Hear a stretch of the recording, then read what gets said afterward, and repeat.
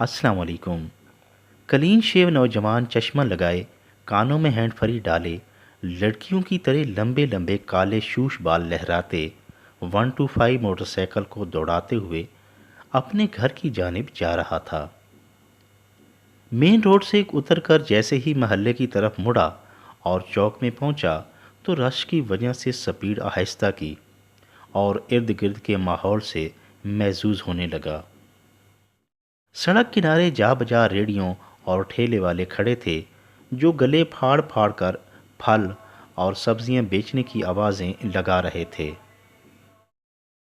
उन्होंने मुख्तलिफ फलों और सब्जियों के लिए अलग अलग तारीफ़ी कलमात और शेर याद कर रखे थे, जिन्हें जब वो रवानी मखसूस आवाज़ और लय में बोलते तो एक समा बंध जाता। बल्कि गाहक की उम्र, हैसियत, जिन्स और शक्ल सूरत के मुताबिक दिलचस्प आवाज़ें लगाकर उन्हें मतवज्जे करते।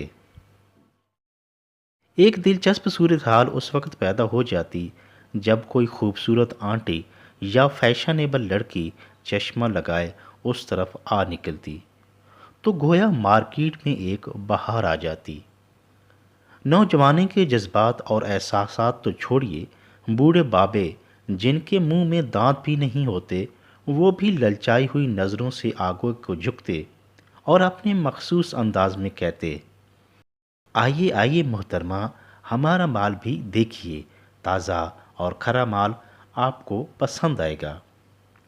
कुछ नौजवान, कुंवारे और शौखो चंचल फल व सब्ज़ी फरोश लड़के तो इतने पुरजोश हो जाते कि वो अपने माल की बजाय मोहतरमा के माल की तारीफ़ करके अपने जाल में फंसाने की कोशिश करते और मन माने रेट लगाकर अच्छा भला मुनाफा कमा लेते। बल्कि पैसे वसूल करते, बकाया अदा करते और शापर पकड़ाते हुए वो हसीना के लम्स का मज़ा भी बार बार लेने की चाहत करते। यानी कि एक टिकट में दो नहीं बल्कि तीन तीन मज़े। खातून से लिया गया नोट रेडी के मखसूस गले में रखने की बजाय चूम कर आँखों के साथ लगाकर अपनी सामने वाली जेब में रखते और देर तक नोट से निकलने वाली भीनी भीनी खुशबू से महजूज होते और इश्क या शेर गुनगुनाते रहते। इसी असना में अगर कोई मुझ जैसा काला कोझा या बूढ़ा गाहक आ जाता तो उसे कार्य सरकार में मुदाखलत समझते हुए झिड़क कर टरखा देते और पूरी तवज्जो अपने ख़ास गाहक पर ही मरकूज किए रखते। यहाँ का एक मामूल था कि अपनी सब्जियों और फलों को खूबसूरती से सजाने के साथ साथ आवाज़ें लगाकर तारीफ़ी कलमात बोलकर गाहक को मुतवज्जी करते और जल्द माल बेचकर वापस घर चले जाते। बल्कि बाद मेहनती और नौजवान फल फरोश तो मंडी से और माल लाकर रात गए तक बेचने में मसरूफ़ रहते और अच्छे खासे पैसे कमा लेते। ये लोग अनपढ़ और गरीब ज़रूर होते हैं मगर सौदा बेचने का फ़न और गाहक की नफ्सियात से अच्छी तरह वाकिफ़ होते हैं। वो अपने रोज़गार के साथ साथ इस तरह के तफरीही मौक़े से खूब लुत्फ़ उठाते हैं। रेडियों की लंबी कतार के इख्तिताम पर ताज़ा और बड़े बड़े तरबूजों का एक ढेर लगा हुआ था, जहाँ एक बूढ़ा आदमी एक हाथ में बड़ी सी छुरी और दूसरे में तरबूज का कटा हुआ लाल पीस पकड़े कमज़ोर और नहीफ आवाज़ लगा रहा था, लाले लाले, हर दाना लाले। यानी तरबूज का हर दाना लाल है। साथ ही उसने बोर्ड पर लिख रखा था, जेड़ा भरनो ओई लाले, 30 रुपए का एक दाना, 100 रुपए के 3 दाने, वो भी कट लगा के। वो नौजवान इस छोटी सी मार्केट के खूबसूरत माहौल से महजूज होता हुआ आखिरी किनारे पर लगे तरबूज के इस ढेर के करीब आ रुका।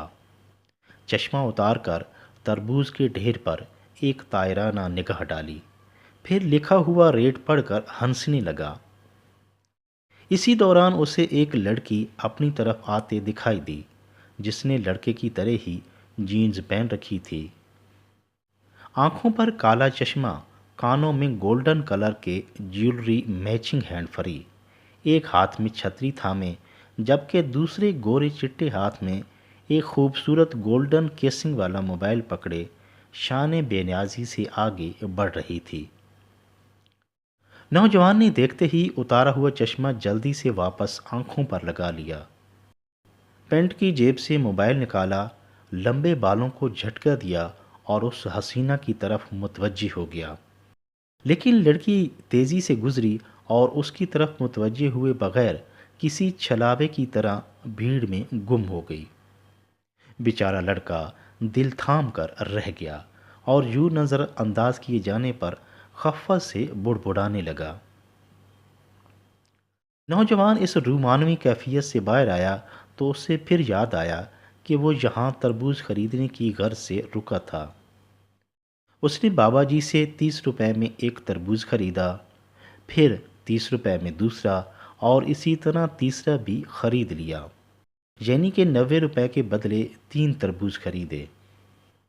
اس نے موٹر سائیکل سٹارٹ کیا، لیکن جاتے جاتے بوڑھے تربوز فروش کی طرف مڑا اور بورڈ کی طرف اشارہ کر کے کہنے لگا، شاید آپ کو پتہ نہیں چلا، مگر دیکھیں میں نے اپنی حاضر دماغی اور عقل مندی سے تینوں تربوز الگ الگ خرید کر 10 روپے بچا لیے ہیں۔